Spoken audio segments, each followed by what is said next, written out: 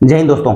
Finally रक्षा मंत्रालय ने जारी किए सारे जवाब, चाहे वो ओआरओपी पर हों, एमएसपी पर हों, फैमिली पेंशन पर हों, एमएसीपी पर हों और इसके अलावा भी बहुत कुछ, और ओएमजेसी की रिपोर्ट पर भी कार्रवाई। जी हाँ दोस्तों, मैंने यहाँ पर जारी किए इसलिए लिखा है क्योंकि अभी तक आपको पता ही है कि कई जो भूतपूर्व सैनिक संगठनों ने ज्ञापन भेजे थे प्रधानमंत्री जी को, रक्षा मंत्री जी को, रक्षा मंत्रालय को, कई डिपार्टमेंट्स को ये भेजे थे। तो उनके जवाब जो है आप देख रहे थे इंडिविजुअली जो है भूतपूर्व सैनिक संगठनों के अध्यक्ष या उपाध्यक्ष, तो उनको जो है भेजे जा रहे थे।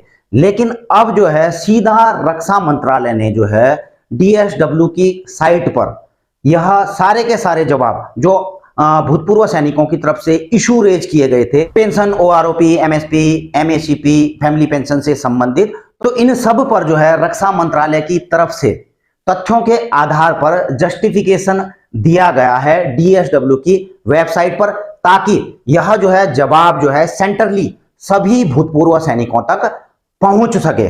और दोस्तों इसके बारे में आगे बताऊं इससे पहले मैं आपको यह बता देना चाहता हूं, एक तो जो है रक्षा मंत्रालय की तरफ से जो है जस्टिफिकेशन किया गया है इसमें तथ्यों के आधार पर, दूसरी तरफ जो है कुछ सकारात्मक संकेत भी दिए गए हैं, चाहे वो प्री मैच्योर रिटायरी हों या फिर रिजर्विस्ट पेंशनर हों, एमएसीपी की बात करें या फिर जो है एमएसपी की बात करें, तो इन पर जो है कुछ सकारात्मक जवाब भी आए हैं। इन सबको जो है मैं इस वीडियो में कवर करूंगा। हालांकि यह वीडियो थोड़ा लंबी हो सकती है, लेकिन दोस्तों इन चीजों को समझना आप लोगों के लिए बहुत ही ज्यादा जरूरी है। देखिए दोस्तों, यह है वो लेटर जिसमें कि जो है रक्षा मंत्रालय ने डिपार्टमेंट ऑफ एक्साइजमेंट वेलफेयर की वेबसाइट पर यह सारी चीजें जो हैं अपलोड की गई हैं। और मैं आपको बता दूं दोस्तों, यह है 20 जुलाई 2023 को जो है डीएसडब्ल्यू की वेबसाइट पर इसे अपलोड किया गया है। और इसमें जो है कई जो इशू, आपको पता ही है, कई इशू रेज किए गए थे भूतपूर्व सैनिकों की तरफ से, तो उनके पॉइंट वाइज जवाब दिए गए हैं और इन पॉइंट वाइज जवाबों को मैं जो है आपको बताने वाला हूं।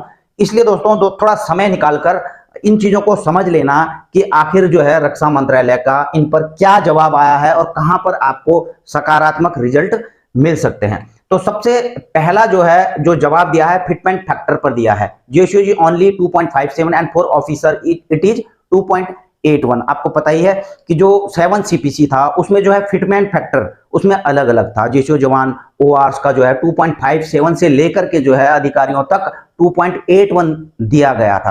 तो इसका जस्टिफिकेशन देते हुए जो है रक्षा मंत्रालय ने डीएसडब्ल्यू की साइट में यह जो है मेंशन किया है कि जो यह फिटमेंट फॉर्मूला है वह जो है जो पे कमीशन की रिपोर्ट है उसके आधार पर तैयार किया गया है। और जो पे कमीशन ने अपनी रिपोर्ट दी थी वह दी थी दोस्तों कि जो रिस्पॉन्सिबिलिटी और अकाउंटेबिलिटी के हिसाब से, कि जैसी जिसकी रिस्पॉन्सिबिलिटी है, अकाउंटेबिलिटी है, अलग अलग ओहदों पर जिनकी ज्यादा रिस्पॉन्सिबिलिटी है, तो उसी हिसाब से जो है उनको जो है जो फिटमेंट फैक्टर है उसमें ज्यादा दिया गया।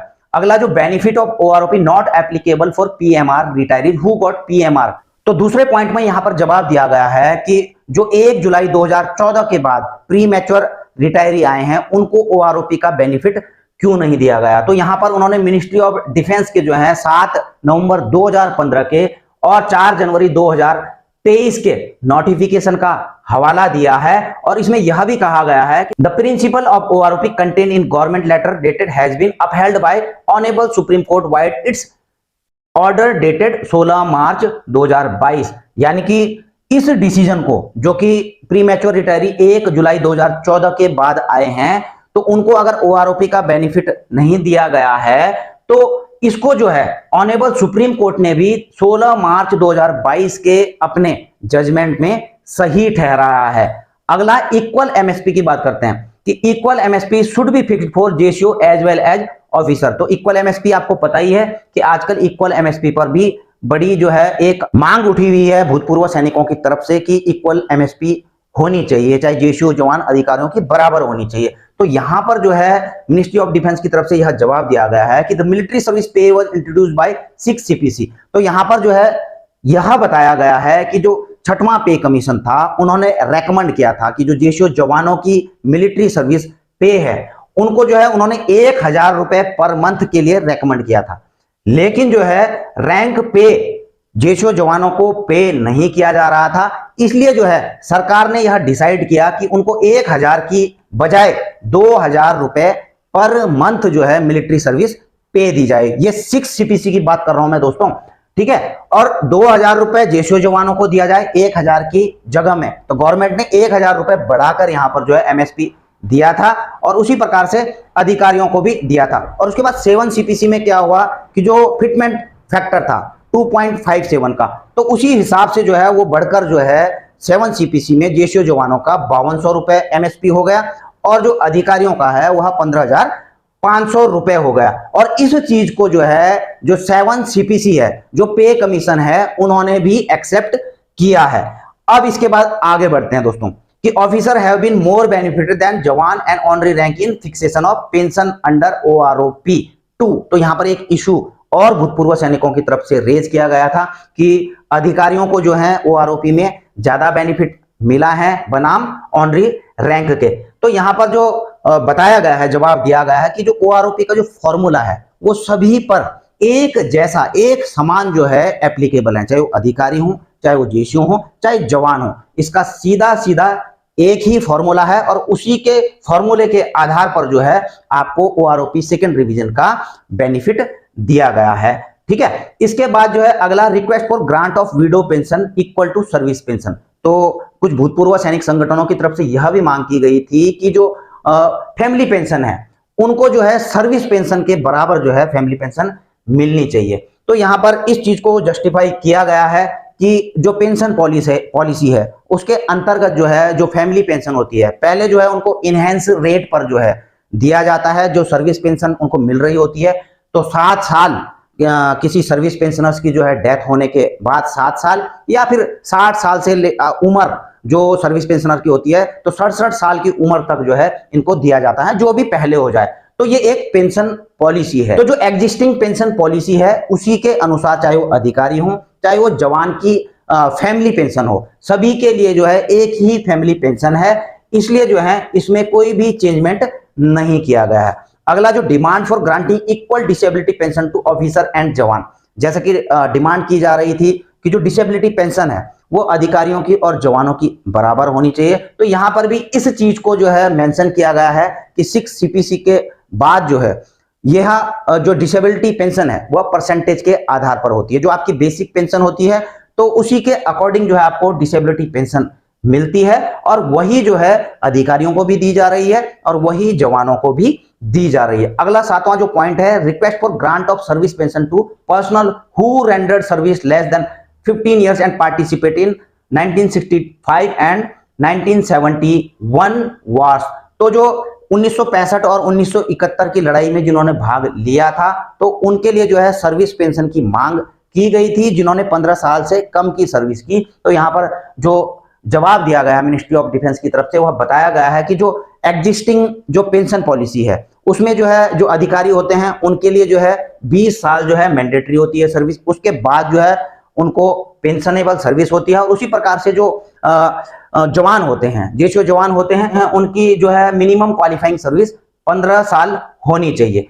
तो जो पेंशन पॉलिसी है उसमें कोई भी ऐसा प्रोविजन नहीं है कि जिन्होंने जो है किसी युद्ध में या किसी ऑपरेशन में भाग लिया हो और 15 साल से पहले आ गए हों तो उनको जो है सर्विस पेंशन दी जाए, तो ऐसा किसी भी पेंशन पॉलिसी में नहीं है। इसलिए जो एप्लीकेबल है वही पेंशन इनको दी जा रही है। अगला 8वां point, demand for enhancement of reservist pension and granting benefit of OROP to them. जैसा कि आपको पता ही है कि जो रिजर्विस्ट पेंशन है उनकी भी डिमांड है कि उनको भी जो है ओआरओपी का लाभ दिया जाए, लेकिन जो पॉलिसी पहले से चल रही है उस चीज को यहां पर जो है बताया गया है कि जो रिजर्विस्ट पेंशन थे उनकी जो है पेंशन पॉलिसी के तहत जो है उनको जो पेंशन दी जा रही है वह जो है 2/3 ऑफ सर्विस पेंशन दी जा रही है, या जो मिनिमम जो है जो पेंशन है 9,000 रुपए पर मंथ। तो इनमें से जो भी ज्यादा होता है वह दिया जा रहा है, कम से कम 9,000 रुपए उनको दी जा रही है। और इसको जो है जो ओएमजेसी की रिपोर्ट है उन्होंने भी जो है इस पर रिपोर्ट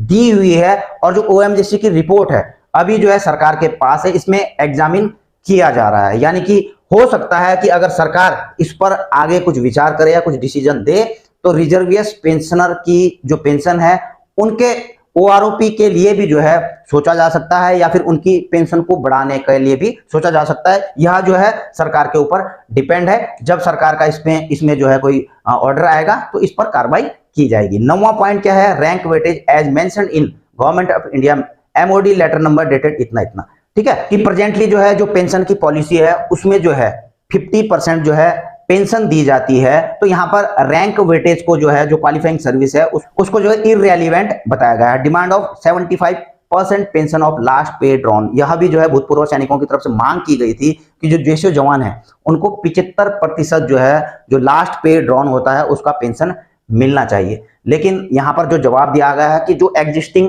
पेंशन की पॉलिसी है उसके मुताबिक जो है आपको 50% का जो है लास्ट एनरोलमेंट ड्रॉन, जो भी आप पेंशन लेते हैं तो उसका 50% आपको मिलता है। इसलिए इस पर जो है कोई भी इसको चेंज करने के लिए जो एग्जिस्टिंग पॉलिसी है अभी कोई भी प्रावधान या इस पर कोई विचार नहीं चल रहा है। और 11वां, benefit of MSCP may be extended to pre 2006 retiree also. जैसा कि एमएससीपी की भी मांग चल रही है कि जो 2006 से पहले के रिटायरी हैं तो उनको भी एमएससीपी का बेनिफिट दिया जाए। तो इस पर जवाब देते हुए मिनिस्ट्री ऑफ डिफेंस ने, डीएसडब्ल्यू ने यह जवाब दिया है कि जो एमएससीपी का बेनिफिट दिया जा रहा है उन सर्विस पर्सनल को दिया जा रहा है जब से यह लागू हुई है, और यह लागू हुई है 6वें पे कमीशन से, यानी कि 2006 के बाद से। और जो प्री 2006 के रिटायरी हैं तो उस समय जब यह चीज लागू ही नहीं हुई थी एमएससीपी की, तो उनको यह बेनिफिट नहीं दिया जा सकता है। अगला, इंप्लीमेंटेशन ऑफ रिकमेंडेशन ऑफ ओएमजीसी। जैसा कि आपको पता है कि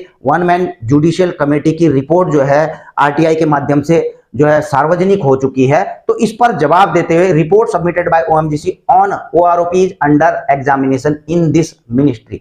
जी हाँ दोस्तों, मिनिस्ट्री के द्वारा जो है जो ओएमजीसी ने रिपोर्ट दाखिल की थी तो उस पर जो है एग्जामिन किया जा रहा है और उस पर जो है अभी डिसीजन आना बाकी है। और दोस्तों मैं आपको बता दूं, अगर ओएमजीसी की रिपोर्ट पर जो है गवर्नमेंट संज्ञान में लेकर के उसमें कार्रवाई करती है, उसको इंप्लीमेंट करती है, तो उसमें जो प्री मैच्योर रिटायरी हैं 1 जुलाई 2014 के बाद के, और जो एमएसीपी प्री 2006 के जो एमएसीपी हैं उनके लिए भी जो है फायदा मिल सकता है। इसके अलावा जो है जो रिजर्विस्ट पेंशन है उनको भी जो है फायदा मिल सकता है, क्योंकि ओएमजीसी की रिपोर्ट में उन्होंने रेकमेंड किया था, पीएमआर के लिए भी किया था, एमएसीपी के लिए भी किया था, जो 2006 से पहले के रिटायरी हैं, और जो रिजर्विस्ट पेंशनर हैं उनके लिए भी जो है रेकमेंडेशन की थी। तो उनको जो है जरूर फायदा मिल सकता है अगर जो है इस पर कोई पॉजिटिव रिजल्ट निकल करके सामने आते हैं। और 13वें पॉइंट में, payment of ex gratia award to ECO SSCO who participate in 1965 and 1971 war. तो यहां पर जवाब दिया गया है कि अभी जो है ऐसी कोई भी पॉलिसी